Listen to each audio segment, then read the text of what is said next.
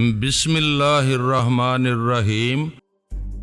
ان کے چلے جانے کے بعد میں نے الماری کھول کر اس میں سے ایک ایک فائل نکال کر دیکھنا شروع کر دی۔ میرے نام کی فائل سب سے نیچے دبی ہوئی ملی تھی۔ فائل دیکھنے کے بعد میرے سارے بدن میں سنسنی سی دوڑ گئی تھی اور بدن کا رواں تن گیا تھا۔ دل کی دھڑکنیں بے ترتیب ہو گئی تھیں اور میں بے یقینی کے عالم میں اس فائل کو دیکھ رہی تھی۔ میری حالت عجیب ہو رہی تھی اس وقت، بالکل اس ڈوبتے ہوئے شخص کی طرح جس نے کسی چیز کو اس امید پر پکڑ رکھا ہو کہ وہ اس کے سہارے کنارے تک پہنچ جائے گا، مگر اچانک وہ تنکا بھی اس کے ہاتھ سے چھوٹ گیا ہو۔ میں بھی کچھ ایسے ہی فریب کا شکار تھی۔ اب تک سب کچھ جان لینے کے باوجود یہ آس لگائے ہوئے تھی کہ اس الماری میں میرے نام کی کوئی فائل نہیں ہوگی، اور جو کچھ میں نے اب تک سمجھا اور محسوس کیا ہے وہ صرف میری بدلی ہوئی سوچ کا نتیجہ تھا، ورنہ حقیقت یہی ہے کہ میں فینلی خاندان کی ایک فرد ہوں۔ آرتھر فینلی میرا باپ ہے اور یہودیت میرا دین ہے۔ اس فائل کے دستیاب ہونے سے پہلے تک میں خود کو یہودیت سے جدا کرنے کو تیار نہ کر سکی تھی۔ کمال ہے بھائی، اتنا کچھ جان لینے کے بعد بھی یہودیت تمہارے دل میں بسی ہوئی تھی۔ آپ بھی اس کی بات کاٹ کر بولا، ایسی کیا خوبی، کون سی کشش ہے اس خدا کی محتوب قوم میں؟ بات کشش اور خوبی کی نہیں ہے آبی بھائی، میں نے بچپن سے اسی مذہب کو دیکھا اور سمجھا تھا، مجھے اسی کے بارے میں پڑھایا اور بتایا گیا، اس کے اصول اور قاعدے قانون مجھے پڑھائے اور سمجھائے گئے تھے، اور میں ان پر عمل کرنے اور ان سے رہنمائی حاصل کرنے کی اس قدر عادی ہو چکی تھی کہ اب ان سے منہ موڑنا بے حد مشکل نظر آ رہا تھا۔ تمام مذاہب عالم کے خلاف میرے ذہن میں بچپن ہی سے جو زہر بھرا گیا تھا، اس کے بعد یہودیت کے سوا مجھے کوئی مذہب اچھا ہی نہیں لگتا تھا۔ آپ کو پتہ نہیں ہے، دنیا کے تمام مذاہب کے جتنے بڑے اور سخت دشمن یہودی ہیں، کوئی اور نہیں ہو سکتا۔ یہودی دانشوروں اور مذہبی رہنماؤں کا کہنا ہے، اگر دنیا میں صہیونیت کا غلبہ چاہتے ہو، بنی اسرائیل کی دنیا پر حاکمیت چاہتے ہو، تو یہودیوں کے سوا دنیا کے ہر شخص کے دل سے اس کے مذہب، اس کی دین کی محبت نکال پھینکو، اس کے عقائد کی دیواریں گرا دو، کیونکہ انسانوں کو دین اور مذہب میں یکجا کر کے ناقابل شکست بنا دیتے ہیں۔ یہی وہ چیزیں ہیں جن کی حفاظت آدمی اپنی جان سے زیادہ کرتا ہے اور جن کی خاطر تن من دن سے ہر وقت قربان ہو جانے کو تیار رہتا ہے۔ آدمی کے سینے میں اگر دین سے محبت کا جذبہ نہ ہو تو وہ ملت سے کٹ کر فرد رہ جاتا ہے۔ جو کچھ سوچتا ہے اپنی ذات کے لیے سوچتا ہے، اور جو کچھ کرتا ہے اپنے اور اپنے اہل و عیال کے لیے کرتا ہے۔ اس سے وہ کچھ نہیں ہوتا، اس کی کوئی طاقت، کوئی آواز، کوئی مقام اور مرتبہ نہیں ہوتا، پھر اسے مسل دینا کوئی مشکل نہیں ہوتا۔ چنانچہ یہودی دنیا کے ہر مذہب کے خلاف برسرے پیکار ہیں۔ ان کی یہ جنگ صدیوں سے جاری ہے۔ انہوں نے سیکولرزم اور کمیونزم کو دنیا میں اسی لیے متعارف کرایا ہے تاکہ لوگ دین اور مذہب سے فرار حاصل کر کے ان میں پناہ تلاش کریں، اور اب وہ اپنے مقصد میں بہت تیزی سے کامیاب ہوتے جا رہے ہیں۔ یورپ کو اور عیسائیت کو انہوں نے تقریباً فتح کر لیا ہے۔ انہوں نے وہاں خدا اور بادشاہ کو الگ الگ رکھنے کا جو شوشہ چھوڑا تھا، اس کی وجہ سے یورپی معاشرہ تباہ ہو چکا ہے۔ لوگوں کے دلوں سے مذہب کی محبت نکل جانے کے بعد وہ جس بے راہ روی کا شکار ہوئے ہیں، اس کے نتیجے میں یورپ کی معاشرت اور معیشت مکمل طور پر یہودیوں کے قبضے میں جا چکی ہے۔ اب وہ پوری طرح یہودیوں کے چنگل میں پھنسے ہوئے ہیں۔ وہ ان کی مرضی کے خلاف سوچ بھی نہیں سکتے۔ زیادہ سخت حریف ان کے مسلمان ثابت ہوئے ہیں۔ انہیں زیر کرنے کے لیے یہودیوں کو بڑے پاپڑ بیلنا پڑ رہے ہیں، چونکہ اسلام میں تفریق نہیں ہے، درجہ بندی اور اونچ نیچ نہیں ہے، لہذا اس کے مقابلے کے لیے انہوں نے کمیونزم، سوشلزم اور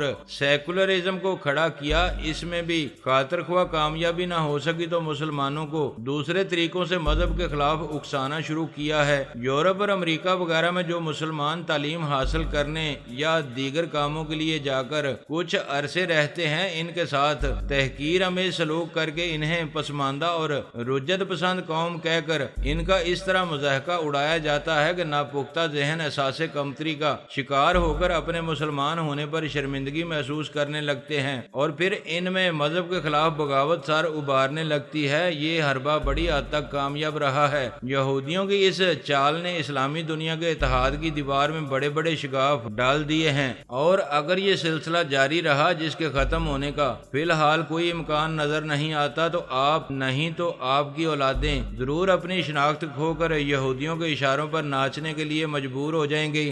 دنیائے اسلام میں تمام تر توجہ اس وقت پاکستان پر مرکوز ہے۔ وہ اس ملک کو دو لخت کرنے میں کامیاب ہو چکے اور اب کھلے عام یہ کہا جانے لگا ہے کہ پاکستان کے قیام کا مقصد ختم ہو چکا ہے۔ بنگلہ دیش بننے کے بعد وہ بنیاد گر گئی جس پر قائد اعظم اور ان کے ساتھیوں نے پاکستان کی عمارت کھڑی کی تھی۔ اب انہوں نے یہاں چار قومیتوں اور فرزند زمین کے نعرے لگوانا شروع کیے ہیں۔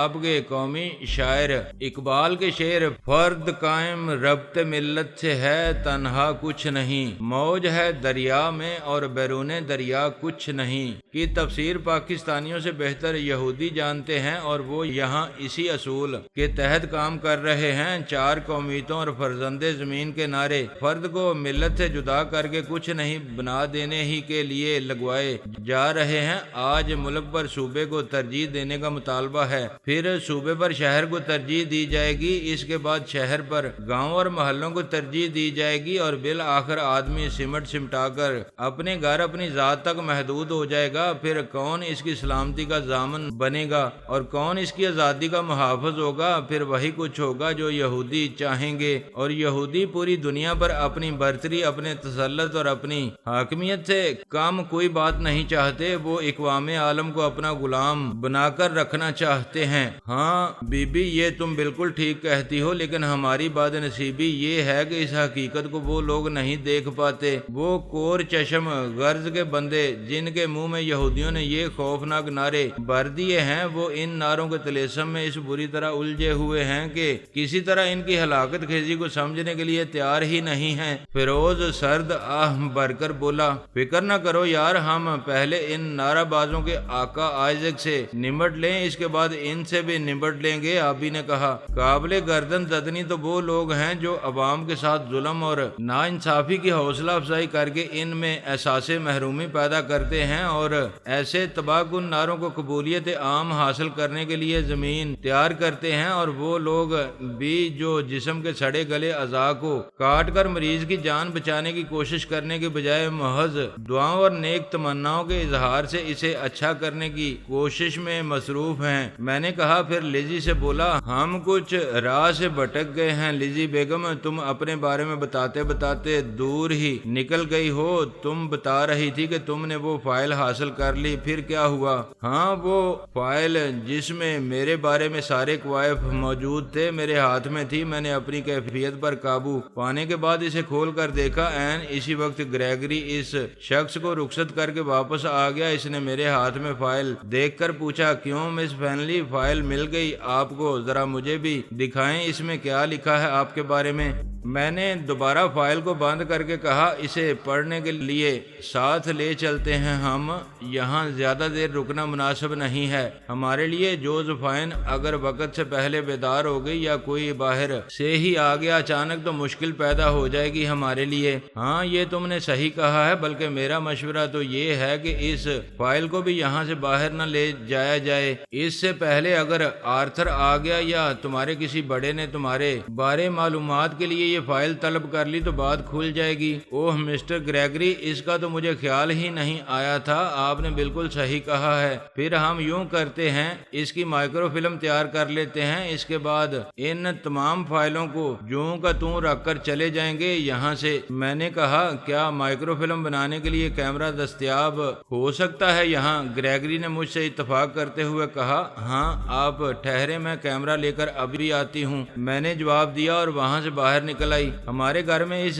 وقت مائکرو فلم بنانے کے کیمرے موجود تھے۔ میں وہ دونوں کیمرے اٹھا کر تہہ خانے میں لے آئی۔ ایک کیمرے سے میں نے اپنی فائل کی فلم بنانا شروع کی، دوسرا گریگری کو تھما کر کہا، یہ آپ لے لیں مسٹر گریگری، اور ان فائلوں کے ڈھیر میں سے جس کی چاہیں فلم تیار کر لیں۔ ممکن ہے کہ کوئی کسی وقت ہمارے کام آ جائے۔ میری فائل زیادہ ضخیم نہیں تھی کیونکہ میں نے منشیات کے چند مہمات کے علاوہ کوئی زیادہ اہم کام ابھی تک نہیں کیے تھے۔ صفحات میں میرے والدین کے بارے میں تفصیلات درج تھیں، بس انہی کی فلم تیار کی تھی۔ اپنے جرائم کی تفصیلات اور اپنے بارے میں بنائی ہوئی تصویروں کو میں نے اس خیال سے چھوڑ دیا، جو کام میں نے انجام دیے تھے ان کے بارے میں اچھی طرح جانتی تھی، دوسرے میں انہیں گریگری کے علم میں نہیں لانا چاہتی تھی۔ یہ تو صاف ظاہر تھا کہ میرے بارے میں جو کچھ جاننا تھا اسے گریگری بھی ضرور پڑھتا اور اس طرح وہ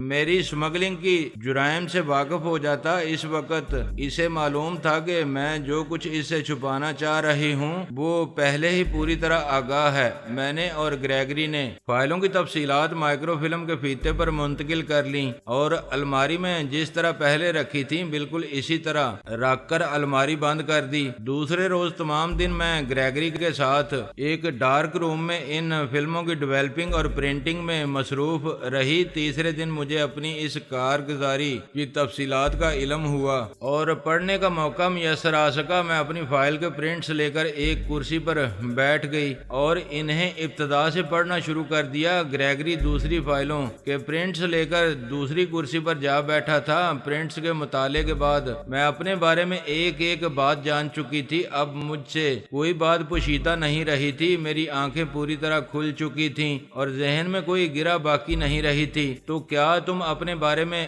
ہمیں وہ باتیں نہیں بتاؤ گی جو تمہیں اس فائل سے معلوم ہوئی تھی؟ میں نے پوچھا۔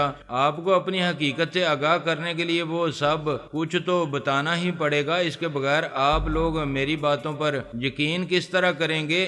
اب میں جو کچھ بتانے لگی ہوں آپ کو اس میں سے میں طوالت سے بچنے کے لیے غیر ضروری تفصیلات حذف کر دوں گی۔ ان کے بیان کرنے سے وقت ضائع ہونے کے سوا اور کوئی فائدہ بھی نہیں ہوگا۔ میرے دادا مسلمان تھے اور مصر کے ایک اعلیٰ خاندان سے ان کا تعلق تھا۔ وہ مصری حکومت میں ایک بہت ہی اعلیٰ عہدے پر فائز تھے۔ وہ میرے والد کو وقت کے تقاضوں کے مطابق سائنس اور ٹیکنالوجی کی اعلیٰ تعلیم دلا کر ایک ایسا سائنسدان بنانے کے خواب دیکھا کرتے تھے جو مصر کو سائنس اور ٹیکنالوجی میں ترقی کی راہ پر ڈال سکے۔ وہ اپنے ملک کو دنیا کے ترقی یافتہ جدید ترین سائنسی نظام میں خود کفالت کی حد تک آگے لے جانے کے خواہش مند تھے اور اپنے اس خواب کو شرمندہ تعبیر کرنے کے لیے انہوں نے اپنے بیٹے کو وقف کر دیا تھا۔ چنانچہ میرے والد کو انگلستان، جرمنی اور فرانس کی دردگاہوں میں سائنس کی اعلیٰ تعلیم دلانے کے بعد امریکہ بھیج دیا گیا، جہاں انہوں نے سائنسی آلات تیار کرنے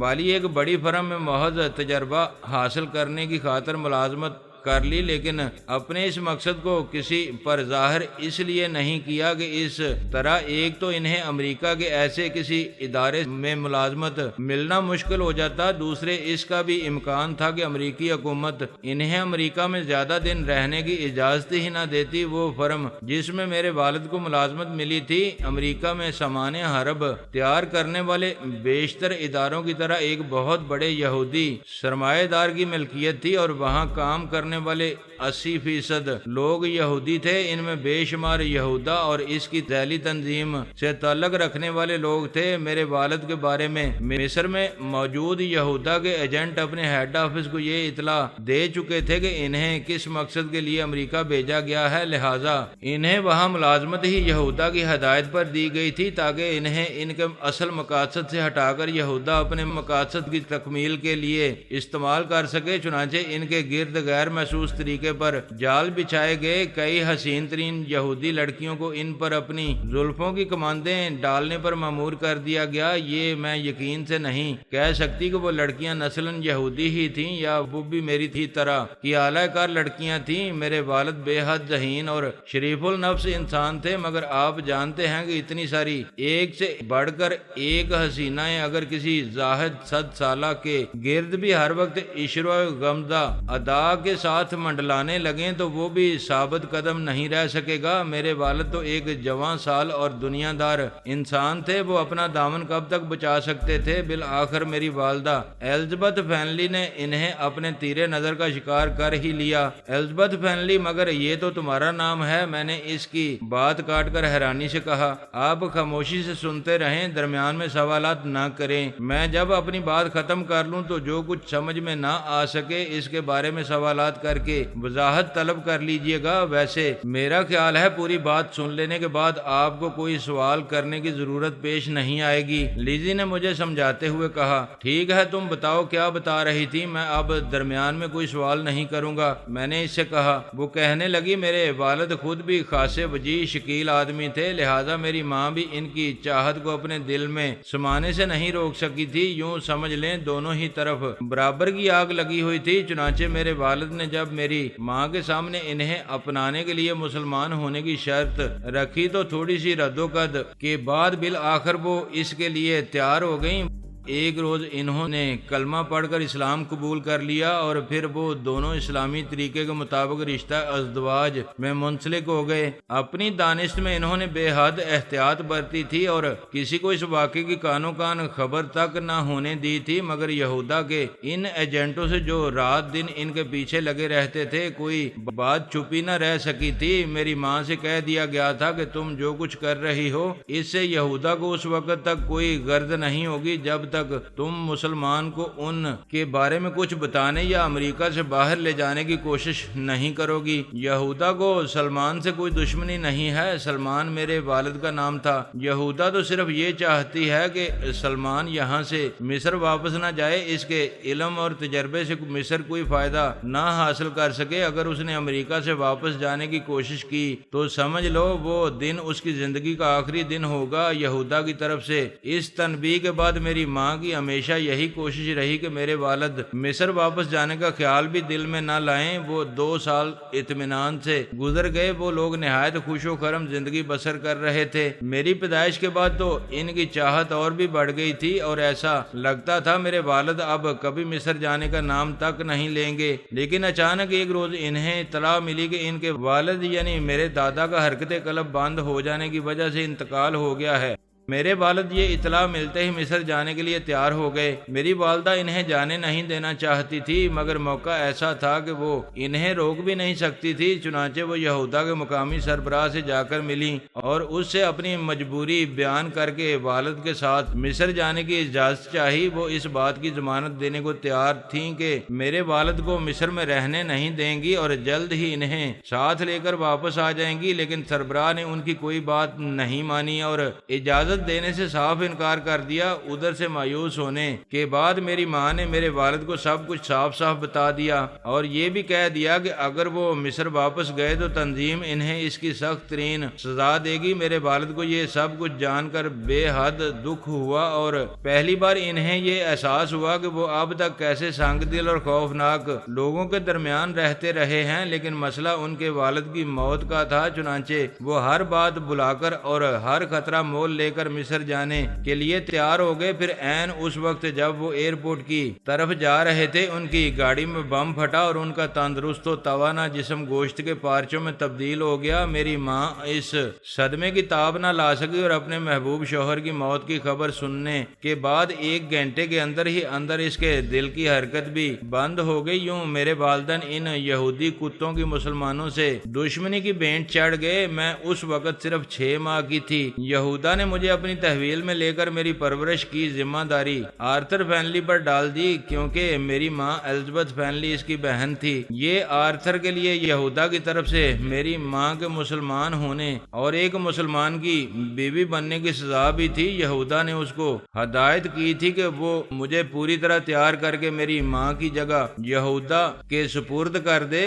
میرے والدہ نے میرا نام فاطمہ سلمان رکھا تھا، جو یہودا کے حکم پر تبدیل کر کے الزبتھ وقت فائنلی کر دیا گیا کیونکہ مجھے میری ماں کا نیم البدل کہتے تھے۔ لیزی خاموش ہو گئی۔ اس کی داستان سن کر ہم سب کے دل بوجھل اور اداس ہو گئے تھے۔ کچھ سمجھ میں نہیں آ رہا تھا کہ اسے کس طرح تسلی دیں، کس طرح اسے ہمدردی کا اظہار کریں۔ وہ بڑے ہی مضبوط اعصاب کی، بہت ہی سخت جان قسم کی تھی جو کچھ اس پر گزری تھی، اور جو حال اس کے دل کا اپنے بارے اور اپنے والدین کے بارے میں جاننے کے بعد ہوا تھا، اس وقت وہ سب کچھ بڑے عزم اور حوصلے کے ساتھ سہ لیا تھا اور مستقبل کے لیے کچھ فیصلے بھی کر لیے تھے۔ جب بھی وہ اتنی مطمئن اور بے خوف دکھائی دیتی تھی، اب یوں بھی اسے کسی کی طفل تسلیوں اور سہاروں کی ضرورت نہیں رہی تھی۔ ہم سب دیر تک نظریں جھکائے خاموش بیٹھے رہے۔ بالآخر فیروز نے مہر سکوت توڑتے ہوئے کہا، بڑے ہی درندہ صفت لوگ تھے وہ جنہوں نے